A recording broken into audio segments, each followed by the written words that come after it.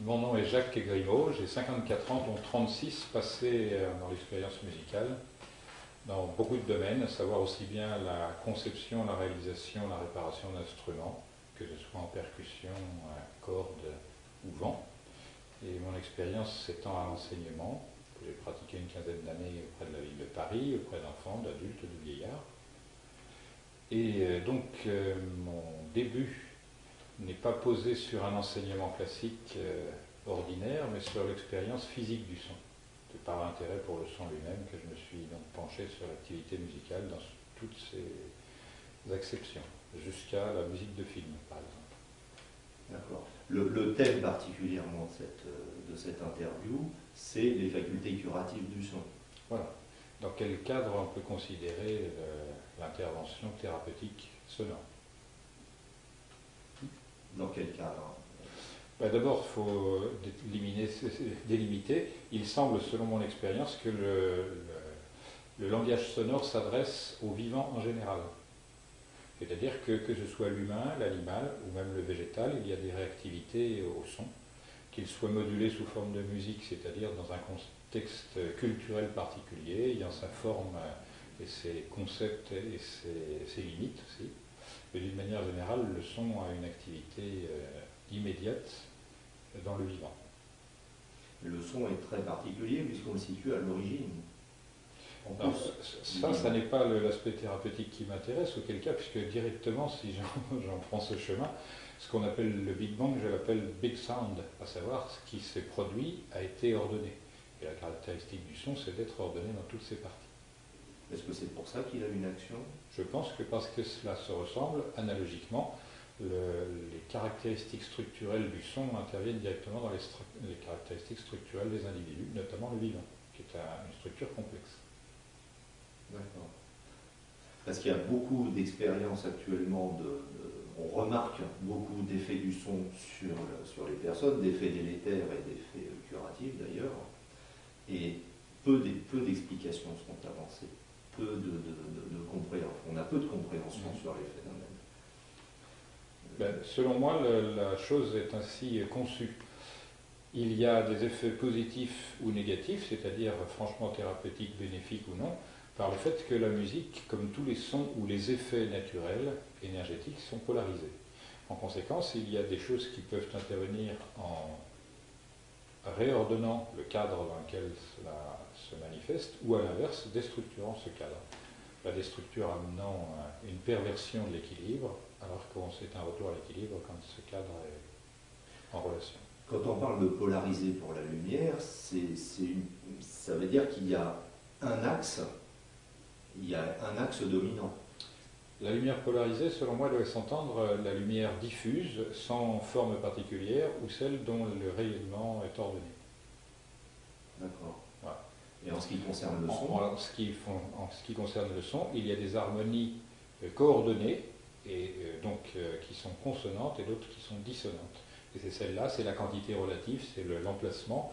Et je préfère y aller de manière calme, c'est-à-dire si on considère le rythme, on a des macro-phénomènes très sensibles, puisque notamment dans les cadres tribaux et notamment religieux, le rythme sert à la mise en transe ou à la modification de la conscience directement, mais également à la dynamisation des organismes. Après, avec l'interruption, si je puis dire, du rythme qui fait place à la mélodie, on rentre dans l'intérieur de la personne, on a des effets moins physiques, moins macrophysiques et plus subtils qui sont directement liés à la conscience, mais à la conscience individuelle. C'est-à-dire qu'on peut orienter l'individu vers des états de mélancolie, de réflexion, de retour sur soi, beaucoup plus simplement avec ce procédé, ce qui n'arrive jamais avec la percussion. Donc ce sont des mondes différents. C'est-à-dire que la mélodie toucherait la dimension émotionnelle, que ne toucherait pas le rythme. On ne peut pas dire qu'elle touche la dimension émotionnelle seulement, elle touche une autre partie qui est le retour sur l'émotion. C'est-à-dire, autant dire que le rythme est surpris dans sa crudité, immédiat. En revanche, la mélodie engendre un retour sur des sentiments antérieurs, fait rappel de quelque chose. Autant on vit le rythme dans l'état présent, autant la mélodie engendre non pas un état présent, bien qu'elle le puisse, mais un état en retour sur des émotions antérieures, des émotions subtiles. Et très souvent, il m'est arrivé, moi dans ma pratique, de me servir des mélodies les plus simples pour remettre dans un état d'enfance, c'est-à-dire de non-critique, de non-observation systématique, séparer l'intellect de la chose qu'il perçoit. Voilà. Donc je me suis servi tout le temps des instruments mélodiques pour cette chose-là. Et au-delà, donc la troisième forme, la forme harmonique, elle permet de réintégrer l'individu à l'ensemble. Et elle a encore moins que la mélodique d'activité sur la zone physique, proprement parlé. Donc si je devais simplifier et clarifier mon exposé, je dirais que le rythme s'adresse davantage au paléocortex et au physique de l'individu, la mélodie plutôt au mésocortex et à son système énergétique interne, notamment tout ce qui suscite la mémoire par des éléments énergétiques, et au néocortex tout ce qui est de l'ordre de la perspective et de la situation dans l'univers, c'est-à-dire une conscience très ouverte venant de l'intérieur vers l'extérieur, mais susceptible d'accepter des échanges. Je crois que tout le monde peut concevoir ce qui est la différence entre le rythme et la mélodie. Est-ce que tu veux préciser la nuance qu'il y a entre la mélodie et l'harmonie?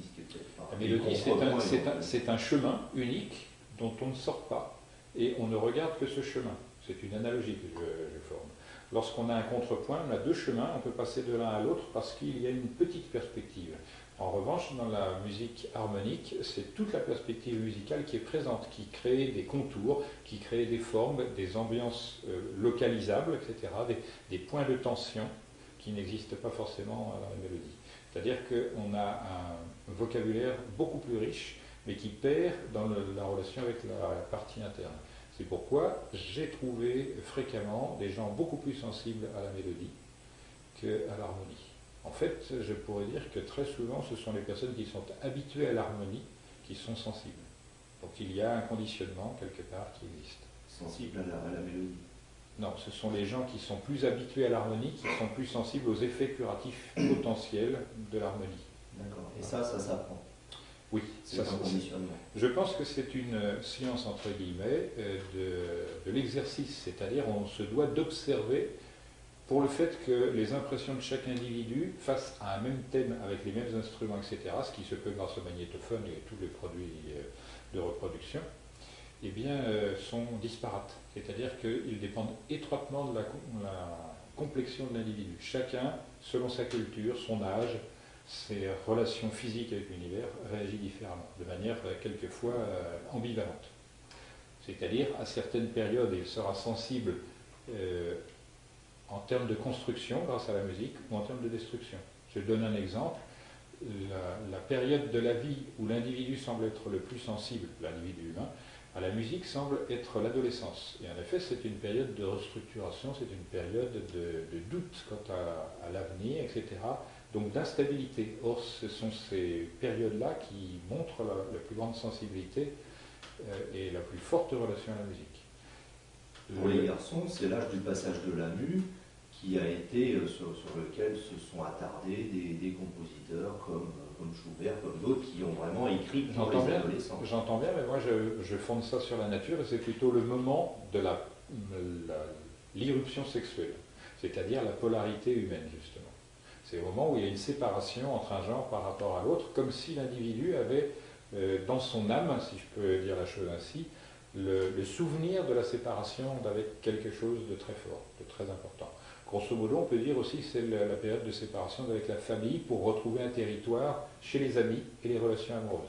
Donc c'est une période de fragilité plus particulière qui est liée à la structure même de l'évolution de l'individu humain. En revanche, chez les animaux, on sait qu'ils pratiquement tous communiquent sur des bases musicales et que ça induit soit des comportements, soit des réactions, etc., qu'on observe facilement. Et autre chose en relation à ce que j'ai dit jusqu'avant, c'est que le chant, chez les animaux, on appelle ça un chant parce que c'est essentiellement mélodique et jamais polyphonique, est souvent le moyen d'appréhender l'autre. C'est-à-dire, c'est un mode de communication et en même temps de séduction. Donc il me semble que le nœud de l'affaire se situe là.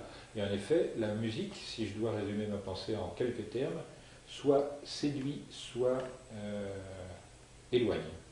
Donc ce phénomène d'attraction est bien là. Est-ce que la musique peut être fondatrice au nom de la musique? Parce que le mot mu suggère un changement de hauteur de voix, suggère... Je pense qu'il faut le prendre fondamentalement, c'est-à-dire la modification, le changement, l'irruption dans un espace et un temps différent. Par exemple, pour les adultes, enfin, c'est-à-dire les gens qui sont en passe de le devenir, ça peut prendre beaucoup de temps étant dans cette période d'adolescence, la musique peut aider à construire véritablement l'individu. Et elle est même quelquefois fondamentalement impliquée. Et est-ce qu'on sait selon quelle modalité elle peut aider? Parce que en quoi la musique peut aider à une modification physiologique? C'est quand même étrange. Non, parce que c'est le monde de la vibration, et la vibration directement implique le personnage qui se met à vibrer.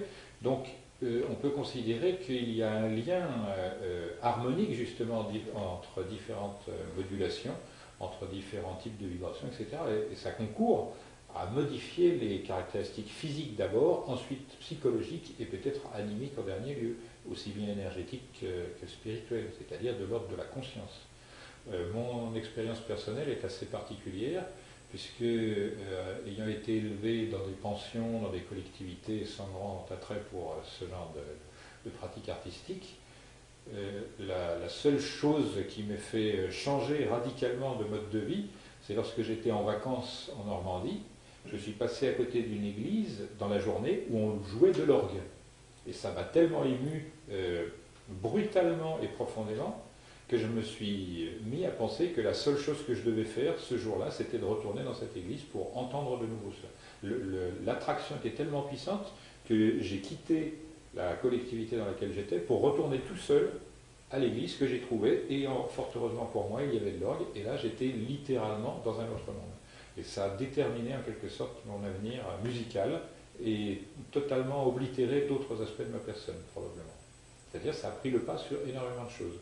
Alors il m'arrive d'expliquer ça en disant qu'un individu s'imagine aller tout droit dans son existence grâce à sa volonté, à son expérience, au cadre dans lequel, mais je peux dire par cette expérience, que quelquefois on s'en va sans s'y attendre la seconde d'avant, dans un tout autre décor. Voilà.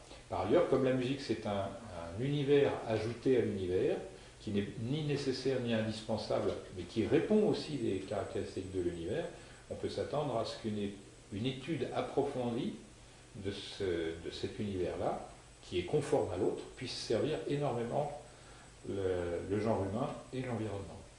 C'est là qu'il y a quelque chose effectivement d'étrange, c'est que la musique est quelque chose d'a priori inutile.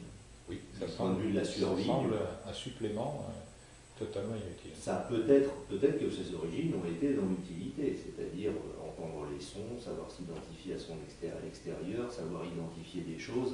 Les pythagoriciens le voient comme indispensable dès lors que tout le monde chante, même les planètes, même les étoiles, ce qui est vérifiable d'ailleurs, non pas dans le domaine sonore, mais dans le domaine de la vibration, restons cohérents, mais en plus, les pythagoriciens avaient fait remarquer que là où il n'y a pas communication directe par un langage ordonné et connu des deux parties, la musique peut servir et tenir lieu de langage. À savoir, dans toute civilisation, on a parlé de la relation entre l'homme et l'animal par le biais de la musique. Les oiseaux sont prépondérants dans la notion de spiritualité justement parce qu'ils chantent. Les anges chantent, louent le Créateur, etc.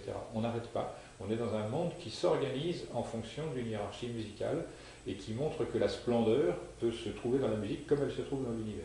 Car c'est inutile et fondamental. Exactement, comme la plupart des choses, puisque si on raisonne de manière étroite, on va pouvoir dire, tiens, dans un orchestre classique, on a 18 violons et 6 joueurs d'alto, ben, on va virer 15 violons, on en restera, et puis on amplifiera leur participation, ainsi de suite. Donc, qu'est-ce qui est utile, qu'est-ce qui ne l'est pas? Je ne sais pas si on peut en décider de manière aussi abrupte et si peu ordonnée. On sait par expérience, au moins une personne sur 10, quel que soit l'endroit du monde, que la musique transforme les individus.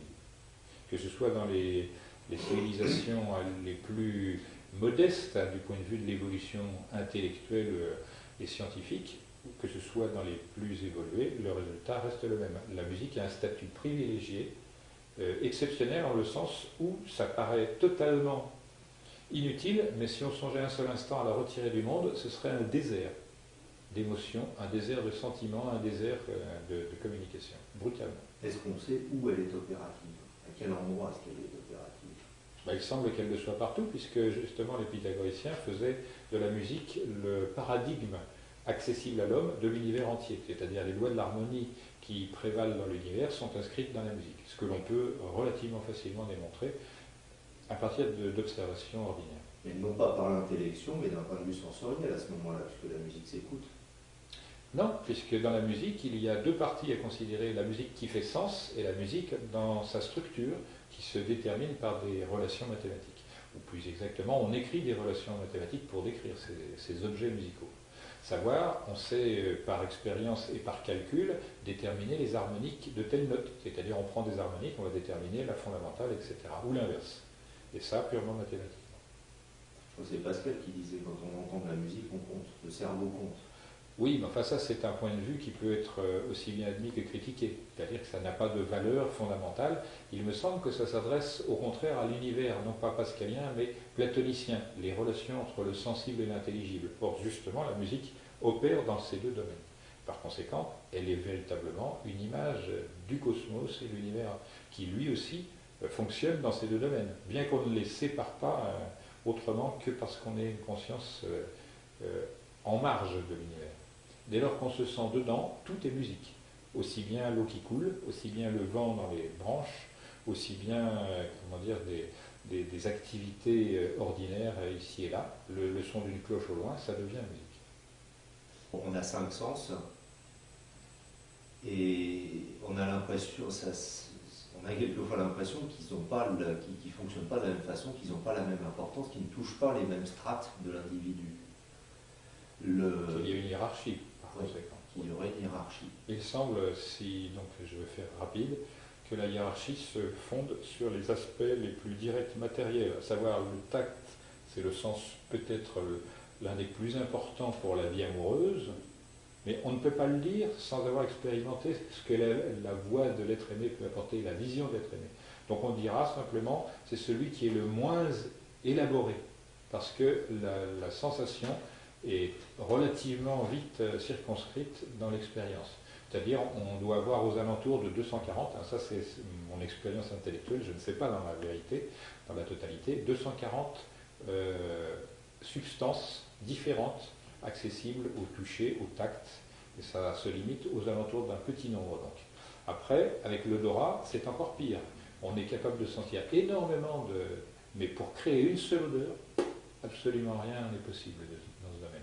Donc ça, il me semble que c'est un sens très élaboré. Pour moi, si je devais répondre, je ne dirais que ceci. Il n'y a pas de sens hiérarchisé. Ça dépend de la manière dont on s'en sert. L'aveugle va se servir de tout ce qu'il a à disposition pour compenser. Il va développer par conséquent son ouïe et son toucher de manière beaucoup plus efficiente que n'importe quelle personne qui possède le sens de la vue.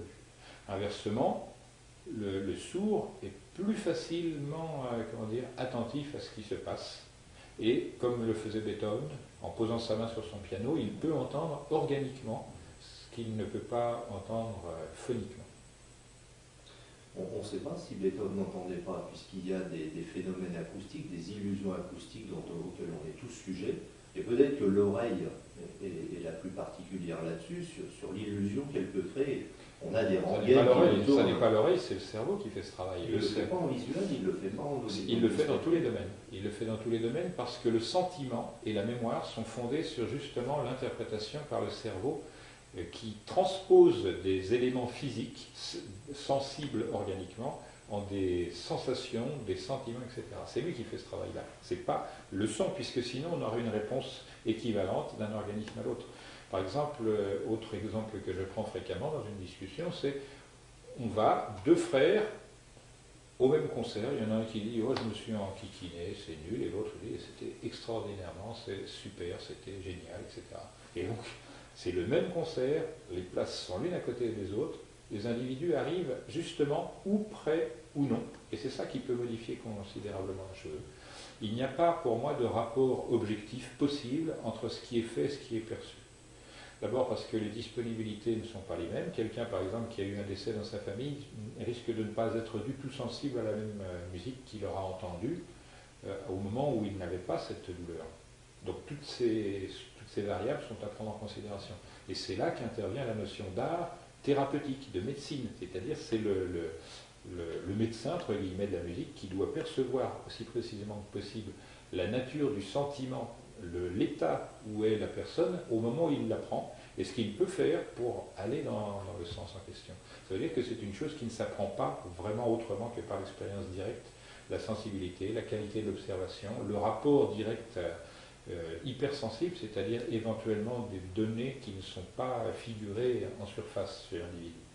Je prends pour exemple, lorsqu'on serre la main de quelqu'un, qu'on voit et qui vient en consultation, entre guillemets, on a des indications qui ne relèvent que d'une observation manuelle.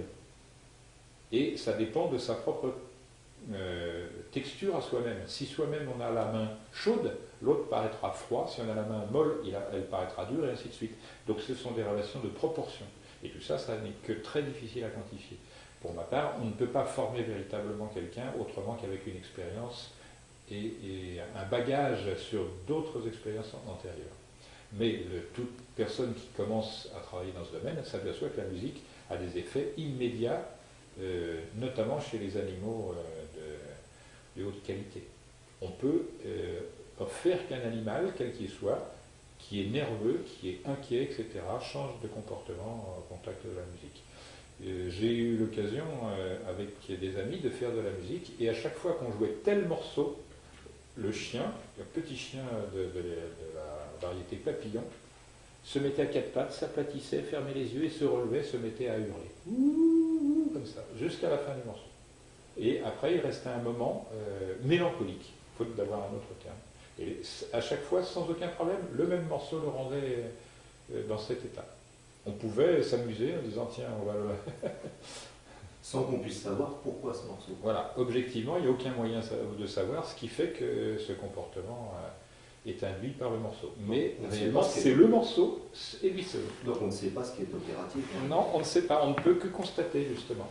Alors comment est-ce que comment je m'oriente là-dedans? Simplement que je prends le morceau en question et je le décompose dans ses facteurs généraux. Est-ce que c'est une musique rapide, lente, moyenne? Est-ce que c'est une musique à haute fréquence, basse fréquence? Est-ce que c'est une musique avec des percussions, etc.? Les paramètres, je les étudie et je les expérimente autour, séparément. Donc je constate le comportement parce que j'expérimente. Et ça, c'est une chose que l'on peut faire, mais avec les humains, c'est délicat. Mais on prend de l'assurance, si je puis dire, très rapidement. En fait, enfin, je dis rapidement, il faut quand même une bonne quinzaine d'années d'expérience pour dire, je pense que ça va fonctionner chez cette personne. Je vais prendre un effet simple que je constate à chaque fois que je donne des concerts. Et si je présente un thème dont la percussion imite le battement du cœur humain, le résultat est immédiat, c'est le repos, le calme, la tranquillité, le bien-être. À condition que ça soit lent ou que ça ralentisse. Dès lors que c'est un... Non, c'est une imitation normale d'un cœur humain en train de battre, s'il n'est pas, comment dire, s'il n'a pas fait la course dans les escaliers. C'est le contact, si je puis dire, habituel. Le cœur, on va dire, s'il bat entre 65 et 75 coups par minute, c'est la bonne fréquence. Parce que c'est exploité par des musiques de type techno. Alors j'ajouterais simplement que c'est valable avec des écarts congruents, c'est-à-dire on ne va pas faire boum boum boum boum à la percussion au même rythme. On va faire boum boum, laisser sauter un battement de cœur, et voilà. Et dès lors que ça s'installe sur cette fréquence, immédiatement le résultat est sensible. C'est-à-dire qu'il est efficace. Donc il y a des rapports entre la rythmique organique et la rythmique musicale, sans aucun doute. Et ce rapport, il est lié à la vibration, indépendamment de la fréquence. Donc il y aura un effet opératif qui serait l'adéquation de l'organisme sur ce qui est entendu par l'oreille. Plutôt l'inverse. C'est-à-dire le musicien doit adapter son savoir musical à ce qu'il peut percevoir de la personne, notamment les rythmes basiques. Donc c'est, par exemple, le rythme respiratoire, il peut se reproduire par des phases musicales dont la longueur ressemble à un cycle ou une partie du cycle. Par exemple, si on veut induire un ralentissement de la respiration chez quelqu'un, on a intérêt à choisir un morceau dont l'écriture musicale correspond à cette dimension-là. C'est-à-dire avec une inspiration et une expiration. Dès lors qu'on introduit des tensions, je vais prendre d'autres exemples plus faciles à suivre culturellement. La musique de jazz ne pouvait pas naître ailleurs qu'au sein d'un peuple qui a des habitudes musicales qu'il n'a pas quittées d'ailleurs, et qui était l'expression la plus adéquate de son trouble parce qu'il n'était pas en mesure de s'en expliquer verbalement. Donc pas de vocabulaire adapté à cette souffrance-là. Donc aux États-Unis, on se retrouve avec une population rejetée, qui n'est pas en mesure de discuter de ses troubles avec ceux qui les rejettent, et qui s'exprime à travers la musique, et on voit immédiatement dans la musique des constituants particuliers de déséquilibre qui demandent des résolutions qu'on a dans la musique classique, la musique de bourgeois, voilà, où les gens vont très bien, viennent là pour se montrer, etc., ne souffrent pas. On voit que ces déséquilibres liés au jazz ont su attendrir, si je puis dire, l'âme d'autres personnes qui se sont dit c'est une musique de gens qui souffrent, bien qu'elle soit joyeuse. Alors j'ai trouvé dans mes pérégrinations musicales des définitions assez étonnantes en ce qui concerne ce qu'on appelle désormais la musique ethnique, qu'on pouvait appeler à une époque la musique populaire, ce qui me paraît plus convenable, ou encore musique folklorique. Et là, c'est très inconvenant. Eh bien, j'ai constaté que les musiques les plus échevelées, les plus joyeuses, sont toujours tempérées d'une mélancolie subtile, et à l'inverse, les morceaux les plus mélancoliques recèlent des aspects heureux et joyeux dedans. Ça montre cela qu'il y a un équilibre dans la vie populaire qui est lié à la moyenne, si je puis dire, entre les grandes explosions libératoires et la vie intime compressée. Voilà, j'attribue ces choses-là. Et ce sont des compositions populaires, c'est-à-dire on oublie qui est le compositeur, mais souvent c'est extrêmement subtilement amené. Ce sont de belles choses, et on voit d'ailleurs beaucoup de compositeurs qui sont allés s'inspirer directement dans les thèmes populaires, ne serait-ce que par exemple Brahms, qui a pratiquement fait la moitié de sa carrière en empruntant, je dirais que oui, ou d'autres qui vont chercher dans le chant des oiseaux, comme Beethoven, l'inspiration, ou comme Olivier Messiaen, qui directement écrit des partitions prises au Loriot, etc. C'était le nom de sa femme, j'en profite, Yvonne Loriot. Donc c'est assez curieux. On a l'autre exemple de Fauré, qui entendait mal la musique, puisque son oreille était déconnectée, et le cerveau aussi. Il entendait les sons aigus plus graves et les sons graves plus aigus. Donc fatalement, il y avait une transposition à faire, il la faisait, parce que son cerveau rectifiait. Il y avait une rectification en quelque sorte technologique, mais biologique en même temps, pour restituer à ce qu'il entendait sa vérité fonctionnelle, c'est-à-dire une musique agréable, et non une cacophonie de mélange d'incongruités. On a un peu donc sur les musiciens, ce qui est connu aussi sur les peintres, c'est, je veux dire, il y a beaucoup de peintres qui étaient réputés, on pense à Van Gogh ou d'autres, pour avoir justement des particularités perceptibles qui fait que Alors on entre dans la musique parce que cette manière qui appartient au langage, ça s'appelle la transposition. C'est-à-dire que l'artiste, quel qu'il soit, part de l'induction naturelle, puisqu'il s'instruit dès sa jeunesse par la nature, et après transpose et donne dans cette transposition une partie de ce qu'il connaît pour l'avoir vécu, c'est-à-dire l'extérieur, et l'autre partie, c'est sa perception, son intérieur, ce qu'il veut restituer. C'est pourquoi les anciens disaient que l'art est au-delà de nature.